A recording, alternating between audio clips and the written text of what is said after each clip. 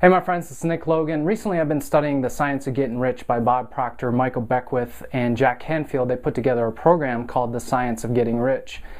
And I'm going through, and this is the introduction, and I just want to share with you some important insights from The Science of Getting Rich.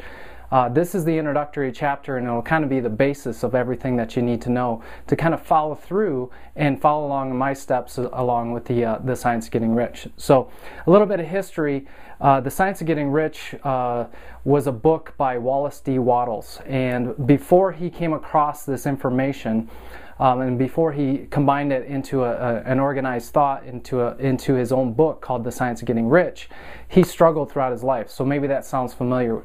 After he found this out, then everything changed for him, and he shared that with the world through The Science of Getting Rich. Over 50 years after his death, Lloyd Conant had Bob Proctor over to his house, and he was talking about this little green book called The Science of Getting Rich. Well, Bob Proctor, as you know, if you follow Bob Proctor at all, everything that he has done over the last 40, 50 years is based off of that little green book. Everything that Bob Proctor does. And if you fast forward a little bit farther, a woman named Rhonda Byrne, who you may know as she created The Secret, also came across that book. So it's a very powerful structure, and it's a very powerful framework to look at, and now I'm passing that on to you. So let's just talk about the introduction a little bit, and we're going to talk about, you know, the mind and how it relates to the body. We obviously know that the mind and body have an intimate relationship with each other, and how does that look?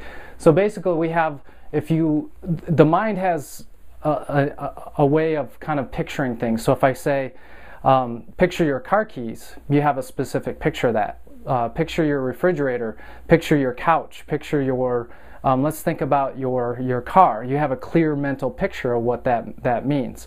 Well, when it comes to the mind, it's a little bit ambiguous. It's a little bit confusing. So if you take a look at this picture, Bob Proctor took some information and he designs it into a picture. This isn't how it really is. Your mind is in your fingernails. It's everywhere. It's in your thoughts. So it's kind of an ambiguous thing. But if we can picture it, we can kind of break it down and get a little bit more value out of The Science of Getting Rich. So if you picture your mind as a large circle, and it's divided into two separate wings. So we have a horizontal line, and dividing your mind into that horizontal line, the top portion is your conscious mind, the bottom portion is your subconscious mind, and further on down we have another circle that's your body. So everything that's in your mind is expressed through the body. And how does that work? Let's break it down a little bit further. Let's talk about the conscious mind. The conscious mind has the ability to relate to the world through the five senses: hear, touch, see, taste, and smell. So picture these five antennae on top of the mind of hear, touch, see, taste, and smell, and that's how you relate to the world. The difference between the conscious mind and the subconscious mind is that the conscious mind has the ability to think.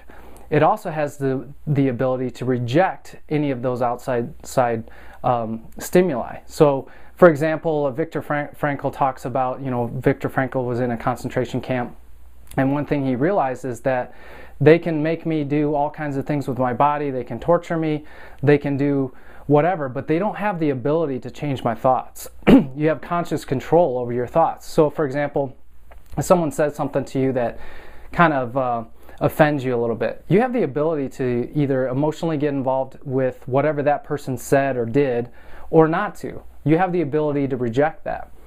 Now, if we break it down a little bit further, your subconscious mind has no ability to reject. Your subconscious mind is impressed upon the pictures that you bring into your conscious mind. So, doesn't it make sense to be careful who you're listening to, what TV stations, radio stations you're watching?